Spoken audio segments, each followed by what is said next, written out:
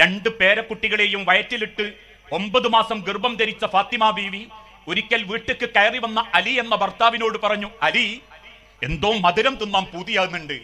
ഭാര്യയുടെ ആഗ്രഹം പൂർത്തീകരിക്കാൻ മദീനയിലെ തെരുവിലിറങ്ങി. പലരോടും ചോദിച്ചു, ആരും കൊടുക്കുന്നില്ല. അവസാനം അള്ളാന്റെ ഹബീബ് കൊടുത്ത പടയങ്കി ഒരു സ്ഥാപനത്തിൽ കൊണ്ടുവച്ച് പണയമായി അല്പം കാരക്ക കൈ നിറയെ വാങ്ങി.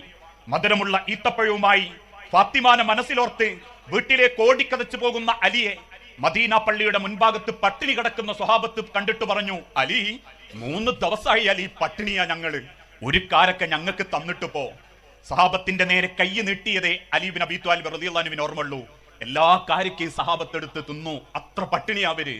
വെറും കയ്യോടെ വീട്ടിലേക്ക് തിരിച്ചു വന്ന അലിയെ കണ്ട് ഒരക്ഷരം ശബ്ദിക്കാതെ ഫാത്തിമ ബീവി അകത്ത് ചെന്ന് പകുതി ഉണങ്ങിപ്പോയൊരു റൊട്ടിയെടുത്ത് ചൂടാക്കി അലിയുടെ മുൻപിൽ വെച്ചു. ആ റൊട്ടി കഷണം ചീന്തിയെടുത്ത് അലിയുടെ വായിലേക്ക് വെച്ചു കൊടുക്കുമ്പോ അറിയാതെ അലി ഇബ്നു അബീ ത്വാലിബ് ചോദിച്ചു, ഫാത്തിമ, എന്താ എന്നോട് ആ മധുരം ചോദിക്കാത്ത?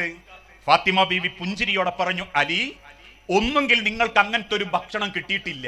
കിട്ടിയിട്ടുണ്ടെങ്കിൽ എന്നെക്കാളും അർഹതപ്പെട്ട ആർക്കും നിങ്ങൾ കൊടുക്കും, അല്ലാണ്ട് ഇന്നങ്ങൾ മറക്കൂലാന്ന് എനിക്ക് ഉറപ്പാലി.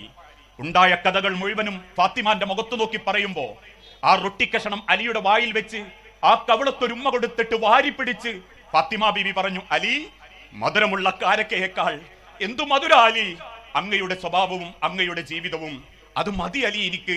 ഇതാണ് ഒരു പെണ്ണിൽ നിന്ന് ആണാഗ്രഹിക്കുന്നത്.